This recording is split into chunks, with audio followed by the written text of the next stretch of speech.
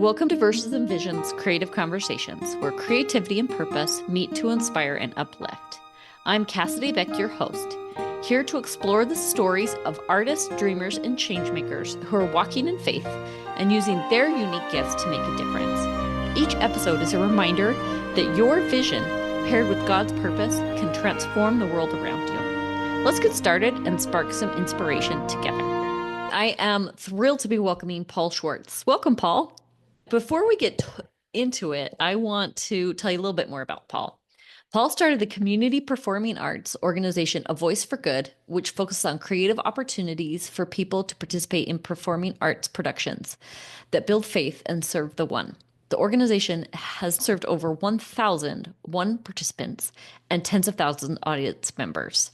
Paul also produced composers C.J. Madsen's 2019 orchestra album One Fold, One Shepherd, and staging the 2022 opera He Shall Prepare a Way. Paul received his BA in communications from BYU with a focus on pro-social and children's media effects.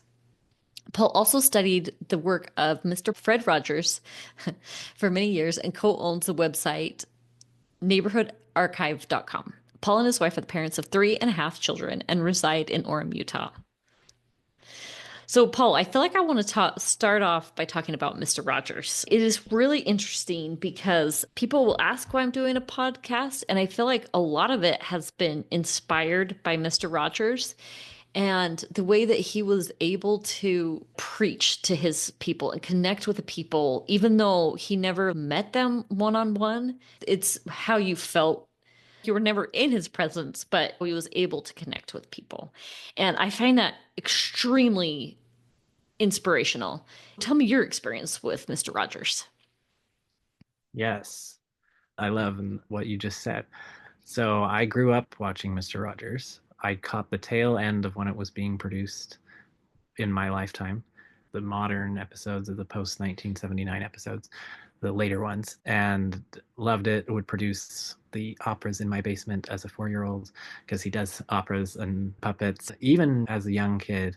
But as I grew up and continued to love Mr. Rogers, I really came to appreciate the more profound ministry, as you said, and as he viewed it, ministry through media. I've studied both the principles he's teaching and how he used technology, show production, and the talents he had been given to bless others as tools to do that. So that's my background on it. And then as a teenager, I jumped on board to help Tim Liebarger create the Neighborhood Archive website. He was very kind to let a overexcited teenager help him compile information. And then I've since studied Mr. Rogers officially in my coursework, gone back to the archives, studied his scripts and played his original sheet music on his piano. The parasocial relationship is the fancy scientific name for what you were referring to, is a real phenomenon and a real thing. And that's what I studied a lot in my degree, was parasocial relationships. I actually gave a presentation at LDS PMA this last year on parasocial relationships. It looked at principles in the scriptures of how the Savior teaches and connects with people and how we can apply them to media to create one-on-one connection. Mr. Rogers did all of those really well, and that's why it works so well. Wow. I totally agree with you. The book that I read was The Simple Faith of Mr. Rogers. He is just an extraordinary man. It's so interesting because he might be someone that would be easy to dismiss because he's just so simple. Like, he doesn't come with a lot of pomp or circumstance. He just is who he is. And he just is like slow and methodical. And he is an extraordinary human. He said sometimes deep and simple is far more essential than shallow and complex, and strove to do that. Also, one of his favorite words, this is not very widely known publicly, but one of his favorite words is hesed in Hebrew, or charis in Greek. He studied a lot of different things. One of them was languages, and he'd studied the Bible in Hebrew and Greek. And he had charis hung on his wall, which, of course, if you've read President Nelson's footnotes the last few years, he talks a lot about hesed, which it's godly love that we would refer to in the church probably as charity, covenantal love. Mr. Rogers' favorite English word for it was grace. You can hear the charis, you can see the tea inherent in that even. Mr. Rogers would say, he tells the story of why he got into television because he hadn't studied at all. He studied Romance languages and music. His bachelor's was in music. And then he went home for Easter break and he saw this newfangled invention that his family had just gotten because television was just being invented, right? This is like the early 1950s. And he saw this new fangled invention called TV, and there were people throwing pies at each other's faces, which is very tame compared to what's on TV nowadays, right? But he was horrified and immediately saw the potential for education, and not even education, but in connection and blessing people for communication of good things. And he said, why couldn't this invention be used for the broadcasting of grace throughout the land, meaning Hesed or Haris? We can leverage it for that. Why is it being used for this frivolous stuff? And so he told his family, I think I'm going to go into television. And they were like, but you don't even know what that is. And so he did. He learned the ropes at NBC for a few years. The first public television station opened in his hometown a few years later. Everybody thought he was going to be a big producer at NBC. And he said, nope. And went home and got paid tiny pennies a week and helped start the first PBS station. Kept doing that forever. Yeah, it's such an incredible story. And I also like that it was such an uplifting thing. Like he says, he starts it out with howdy, neighbor, or hi, neighbor. It is interesting because that idea of expanding your neighbor and including people that you don't have a close relationship with. Why not look at someone that you haven't met in a different light and in more of a charitable light? And I thought there's so many things. You also mentioned music. He did an extraordinary job of teaching lessons through music. I grew up with Mr. Rogers. My kids grew up with Daniel Tiger. And through my kids and also teaching preschool, Mr. Rogers helped me both as an educator and as a mom. Yeah. And Mr. Rogers, a lot of the jingles in the Daniel Tiger's Neighborhood, because that was after he died that they made that um, using some of his characters. And it's great and very cute, but a lot of his are much deeper and more profound. Even though they're still simple, they're like primary songs. They remind me a lot of Janice Cat Perry's music that is so simple a child can understand it and so deep. In his case, it's more like human relationships and experience versus gospel doctrine, but doctrinally accurate, if you will. So deep if you really dig into it. There's a lot of depth. Won't you be my neighbor is a intentional reference to love your neighbor as yourself, right? It's a beautiful day in the neighborhood. Won't you be my neighbor? Like Jesus said, I should love my neighbor. So will you be my neighbor? You're all invited to be.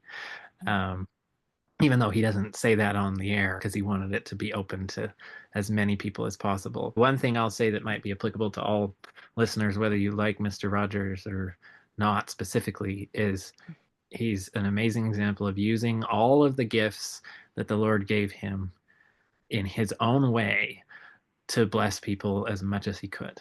And we can do that too. He was just himself. He said, if somebody else came and said, oh, we love the format of your show, it changed lives and stuff, so we're going to make a show that has puppets and music and a trolley and do this exact format that you did, he said, I would think that's a terrible idea. I would say, what do you love?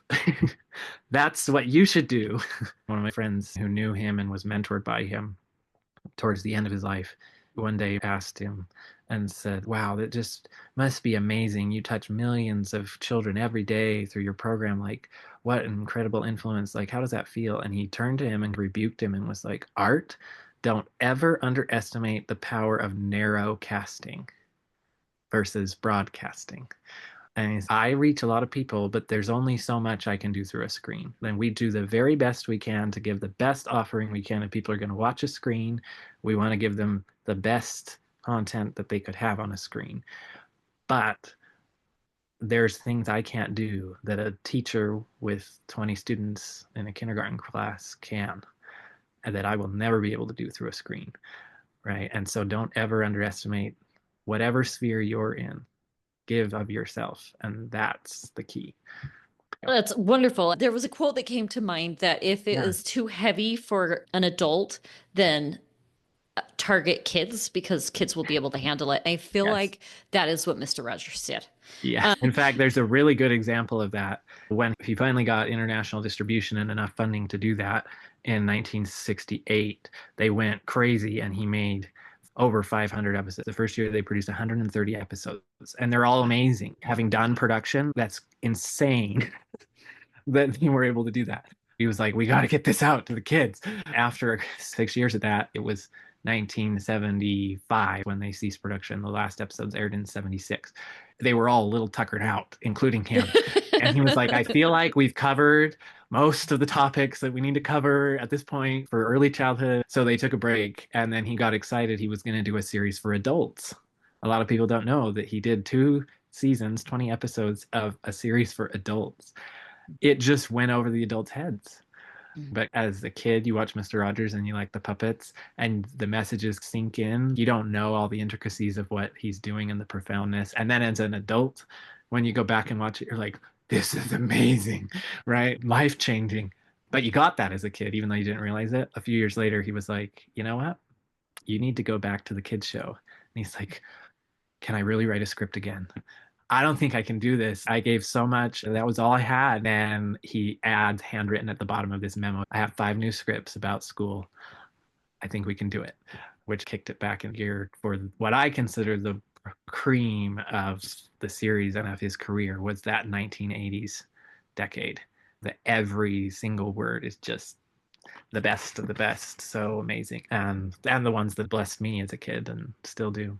Basically, the adults wouldn't listen, so he went back to the kids and was like, we're going to talk about these deep subjects with the kids. So, Paul, Yeah. I feel like one of the things that you took away from Mr. Rogers was that one-on-one approach. You have a crew, your production team, your cast, all these people. How do you organize all the people while focusing on one person?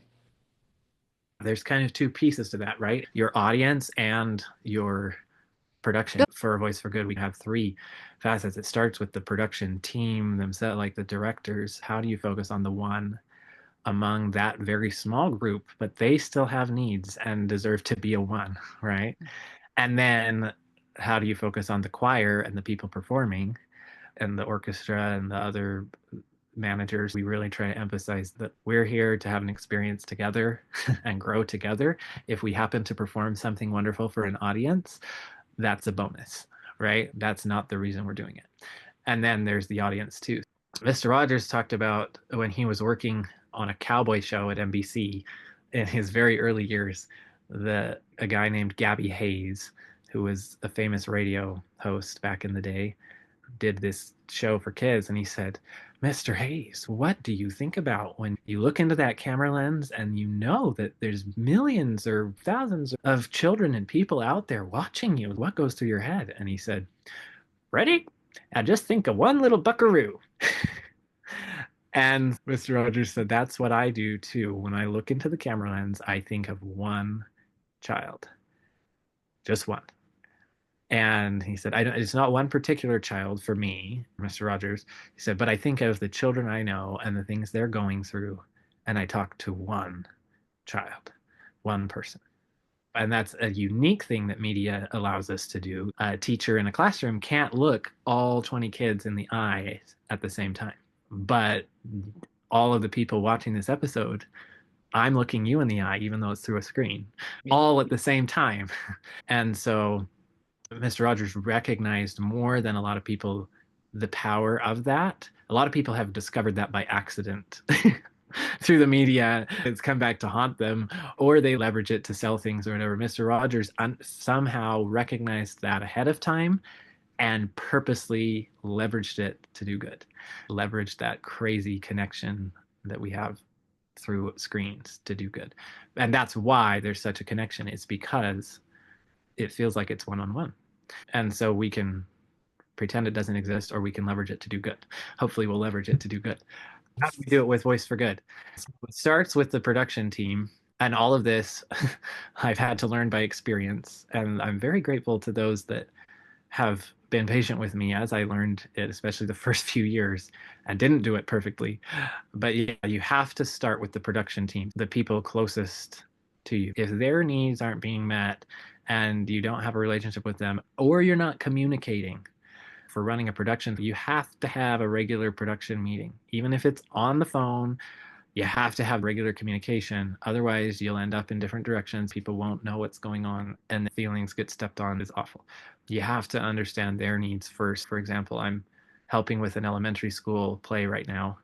I'm helping direct all the stage crew stuff, including the parents that are helping volunteer for the stage crew. Before I can help the kids, I need to understand the parents' needs. If this parent feels like they keep getting left out of communication or like their work isn't appreciated, they are not going to be able to minister to the kids, right? And I can try to minister to the kids, but I can't meet every kid's needs all the time. Like some of the other parents have to help too. Getting to know each one of the parents and what are their desires, what are their strengths, that's first, because then I can know, oh, this kid needs somebody who's a good listener, or this kid needs someone who's going to keep them in line to succeed here. What are the other team members? What are their strengths? And then I can assign that accordingly. And this parent's in charge of props. That may not go well for that particular kid with that particular parent, or it might. So really getting to know them and be aware of we all have lives outside of everything else. Something that I like to say is that at least all the projects I do, the people aren't just the means to an end. The people are the means and the end. So they're both the way you get there, but they're also the purpose in the end. There are logistics, important logistics in some of these crazy projects, or it won't happen if the whole point is to serve people and you're doing that at the expense of the people helping produce it. It's not going to be very good at the end, not going to do its purpose very well. And you missed the half of the purpose. The point is you want to build people throughout the process, or it's really hypocritical, honestly, to making something that's supposed to build and bless people in the end, your end product, whatever it is, whether it's shows, whether it's a product, whether it's business, whether it's whatever, and you're doing it at the expense of the people working with you along the way is just bad. I love productions because there's an audition process. And for me, an audition process is a chance to get to know people one by one. I really like to do auditions, even if you're not going to cut people, to help get them organized in what role they'd be best, but also just to get to know them. And so you can know those needs. But yeah, for me, auditions are, whether it's for a religious show or a secular show like at school, for me, it's a very spiritual process because you're really getting to spend time getting to know all of these individuals one-on-one. Casting a show is one of the most spiritual experiences I have, sitting down with this board of all these people who you've tried to get to know and really hone in on what are their strengths and what's their heart and whatever, and how can we bless them through participating in this, and then sit down. And I always take pictures when I do auditions so that I can cast faces, not a list of names. Or the same principles apply to organizing a team of volunteers, business, and any kind of team or people management. If I don't have pictures, I cannot do it as well. I can't receive that inspiration from the Lord as well, because I rely on that a lot. Yeah. You said that to me, and granted, this is not my experience. I haven't been a producer of a musical, but just as an outsider looking in, that feels like that would be the most stressful, like casting. And because you don't want to hurt feelings and you want to make sure it's the right match. But you're saying not only is it your favorite part, but you find spirituality in it. It's the biggest part. The casting and the performance week are the biggest stress things, but it's also the most spiritual for me. The casting, it can be a really spiritual experience because people are not props, contrary to how they are often treated in the performing arts industry, sadly, by a lot of production teams in the world's version of theater or in business. People are not cogs, contrary to how they're often treated. Some of the best moments happen when we slow down, share stories, and connect with people around us. That's why I want to share something special with you. Soda beers. Soda beers isn't just another drink. It's crafted with intention. Alcohol-free, just bold, nostalgic flavors designed to bring people together. Whether you're celebrating, catching up with a friend, taking a moment to reflect, it's about savoring the experience. This brand is close to my heart, not just because I love the taste, but because it's part of my family story. And I love that it's always been about more than just a drink. It's about connection, community, and creating moments that matter. So if you're looking for something refreshing, something crafted with care, give Soda Beers a try. Pick up a can, share it with someone, and make a moment out of it. Just like this podcast is about walking in purpose, Soda Beers is about creating something meaningful, something that brings people together. And that's worth celebrating. Cheers! Are you feeling stuck, second guessing your dreams, or battling imposter syndrome? You're not alone. I've been there too. But here's the truth. Your vision, your purpose, your God-given gifts are meant to shine. That's why I created Sage First Coaching, a space where faith, action, and momentum come together. Whether you're an artist, entrepreneur, or creative dreamer, I'll help you break through doubt, build confidence, and take real steps towards the life God has called you to. With personalized coaching, even though you could do this alone, you won't have to. Your calling is bigger than fear, and your next step starts now. Visit sagefirstpublishing.com to book a free discovery call and start moving forward, because your vision is worth it. Sage First Coaching. Faith, action, momentum. And so you can treat them like that, but then they'll behave like cogs or props with a mind of their own, right? Especially kids, but they're not. And they have feelings, they have lives, they have needs. And so your show will run a lot more smoothly, or whatever your production is, will run a lot more smoothly if people are where they're having a meaningful experience, even if it's a meaningful growth experience, a strengthening experience. So just logistically, it will run a lot better in a company. You'll have a lot less turnover if people are having a positive experience, etc. But also the people will grow, and that, to me, should always be one of the purposes of doing it as well. I always audition with pictures if possible, and I like to do one-on-one, or at least very small group, so that you can take a moment one-on-one to know each student or each choir member or whatever it is. And then, yeah, the casting can be applied to any kind of job interview process, but I really want to get to know them as a person. I want to find the best role for them within the needs of the production, but also their needs and who they'll work well with. We take things into consideration, like if we're casting a college student or something that has a lot of college students, we'll have them put on the form, are you auditioning with a family member or a roommate? That can be devastating if your roommate gets cast and you don't. You were intending to do this together.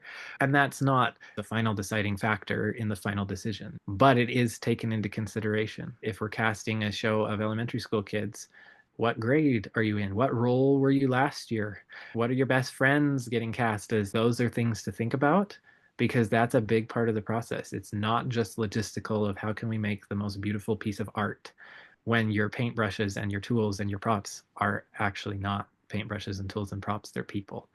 One director I've worked with, CJ Madsen, who's amazing. He's so Christ-like in how he leads a show, but also just interacts with people in life. He's amazing. When I've done shows with him, he'll do additional one-on-one interviews with the whole choir if there's time in the season to just check in. How is your life going outside? How are you doing with the music? How are you feeling about your participation? Is it going well and being a positive experience for you? But also you. How's your life, right? Like, oh, that's why you're late to rehearsal so often. Your life is falling apart. And how can we help and support you? Because we love you, not just because you're participating in our concert. Maybe the best thing is for you to step out of the concert, even though we needed you as the soprano. That is ministering one-on-one as the Savior would. I was in high school, I was in the show in the high school play and a show down at the conference center at the same time.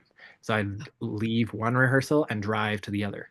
The contrast was so striking. That's when I vowed I don't want to ever treat a person like a prop, or do my very best, because the way feedback was given, the way if you're late or miss a cue, both of them had successful shows that got put up on the stage. But the church directors somehow were able to do it. The feedback they gave all as a group was always positive if there was something you needed to work on. And somehow they're able to do it in a way that sounds like they just gave you a compliment. And you know what you need to work on, instead of, here's a list of everything you're doing wrong. One thing that's helped me through all of this, because then the question is, how do you do that? That's great that they can do that, but how do you actually do that if you want to learn how to do that? I think it really has to do with the mentality of what we would call divine nature in the gospel, but the inherent worth. There was a really interesting research paper about Mr. Rogers from decades ago that some parents who both were college researchers, professors or whatever, had happened to watch back to back an episode of Mr. Rogers and an episode of Captain Kangaroo, which is a really old kids show from decades ago. And as researchers, they noticed something interesting. It was the week of Mr. Rogers about making mistakes. They noticed that in both show episodes, the characters made mistakes. Both shows on the surface seemed to be teaching good pro-social messages. They were both educational media and great shows. But they noticed a subtle undertone, probably unintentional in Captain Kangaroo, of value being determined by actions or value being independent of actions. Mr. Rogers emphasized very clearly, you have value as a person. And then there are actions, and the actions have consequences. There is value associated with the actions, but your worth does not change based on the actions. For example, the delivery man, Mr. McFeely, brings the wrong videotape. He gets the two mixed up. They're in very similar looking cases, and he gives him the wrong one. He comes back and he's so sorry.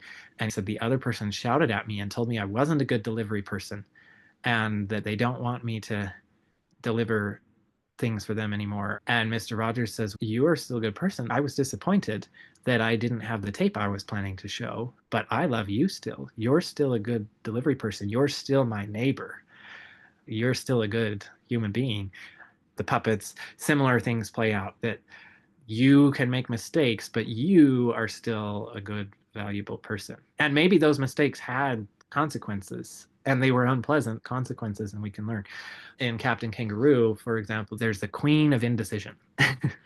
In the episode that she won't decide, her army says, should we do this or should we do this? And she can't decide. Finally, she is prevailed upon to make a decision, and she does. She's a good queen, and everybody celebrates. The reason she chooses to make a decision is because that is what a good queen would do. And I'm not a good queen if I don't make a decision. And so therefore, that's why I'm going to make a decision. Not because that decision will be helpful or not. The point of it is having that subtle difference in your mind. And then they go on to say, now, some people will think that leads to moral relativism. If it doesn't matter what you do, you're still a good person, right? But that's not the nuance of it. Actions do have value and consequences, but they're independent of your divine nature, of you as a child of God, or as a human being, if you're not religious, as a member of the human family. You have worth as a person, and nothing you do or don't do can change that fact. Your actions do have worth, but if people are treated as that and view all of their neighbors as that, then they will choose to spread good fruit. And you'll learn from your mistakes when you don't, because otherwise, actually, the opposite leads to moral relativism. If you aren't good enough, basically, then that is crushing, because guess what? None of us are going to be perfect. And so then you will never be good enough. And if the good enough is your value as a person or as a parent or as an employee, if that is what you're determining your value off of, even subconsciously, then you will just be crushed all the time and give up. And like in the Captain Kangaroo episode, Mr. Moose just starts dumping ping pong balls on him all the time, because no matter how he writes his poem, it's not good enough. And he's not a good poet. And so he just gives up and starts doing whatever, because it doesn't matter. I might as well not try. Your focus then has to be the people. Every interaction you have then as a leader, you have to remember, and it's hard to do when you have a bunch of crazy logistics. And so part of it is planning the logistics such so you have the wiggle room to focus on people, right? That has to be a part of the logistical planning, is to give yourself the space to do that.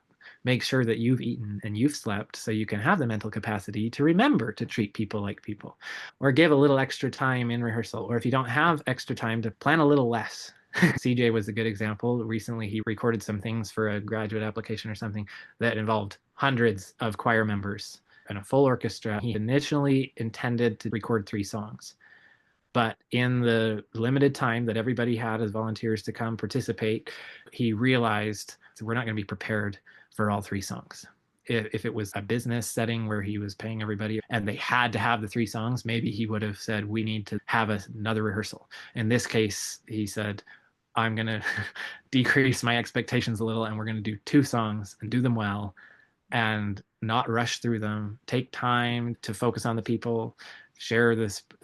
A big part of his rehearsal process is make sure he's doing some spiritual thoughts. The whole thing is in the spiritual thought, but we're not just doing logistics of musicality, but we're talking about the meaning of what we're singing.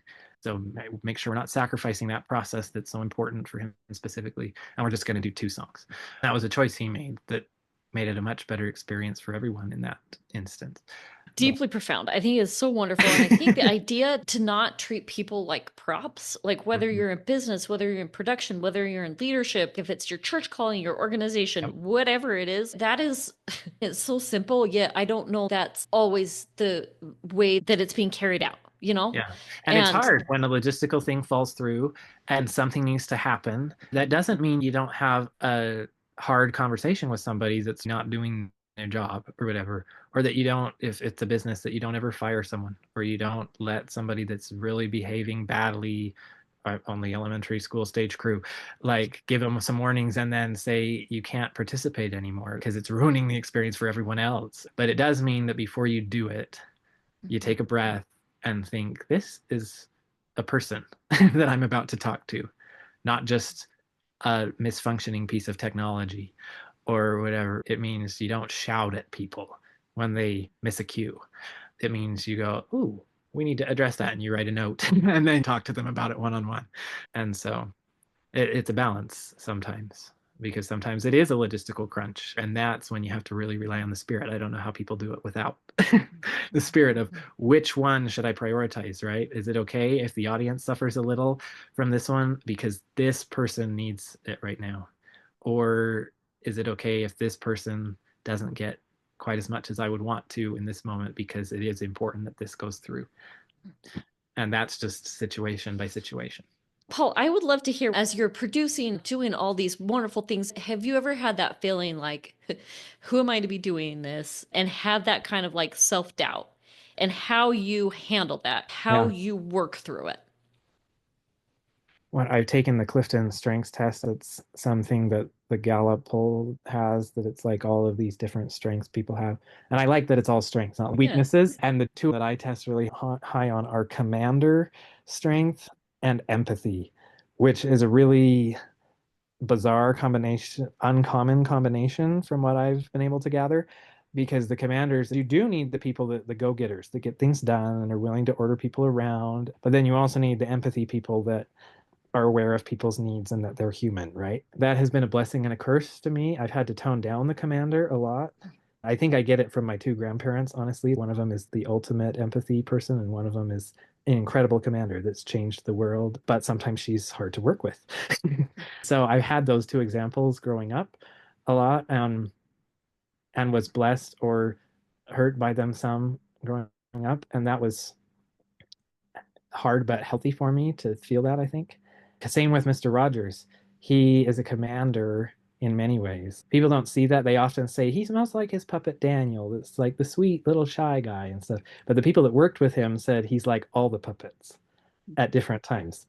And they said probably the most, as like a producer, he's like King Friday, who orders people around and gives them commands even when they're like, what? That makes no sense. Right? A weakness that sometimes comes back to bite me. I assume I know how to do it. I have learned that is not the case. So I've done better at that. The more I've done, I've experienced more of, I don't know how to do this, and more imposter syndrome. The older I get, the more imposter syndrome I experience. Interesting. That has been a blessing and a curse. Sometimes I barge in and I never would have done that if I had been afraid that I didn't know how to do it and assumed that I didn't know, that I wouldn't succeed in some way. But I also did a really bad job of this, or I learned that's not how you manage people. That hurts people's feelings or whatever when I barged in and just assumed that I knew what to do, right? So you have to not be afraid to totally fail and have that be part of the process. I have totally failed a lot of times at everything I just described before and many other logistical things. And you have to view that as part of the process. That is part of my education. That's part of learning how to do this. That's part of doing the next one better, right? And trusting the Lord that He's not going to let you fail if you're relying on Him in a way that's going to be okay in His plan. I like to call it the small plates principle. I draw a lot of comfort from that, both the scriptural examples, and I've seen others, including Mr. Rogers, um, do the same thing. The Lord almost lets people fail sometimes to give them practice. It's really uncomfortable and hard, but He has other ways prepared for a wise purpose. So the parts that are going to go out to the world, that do need to stand for generations, are ready, right?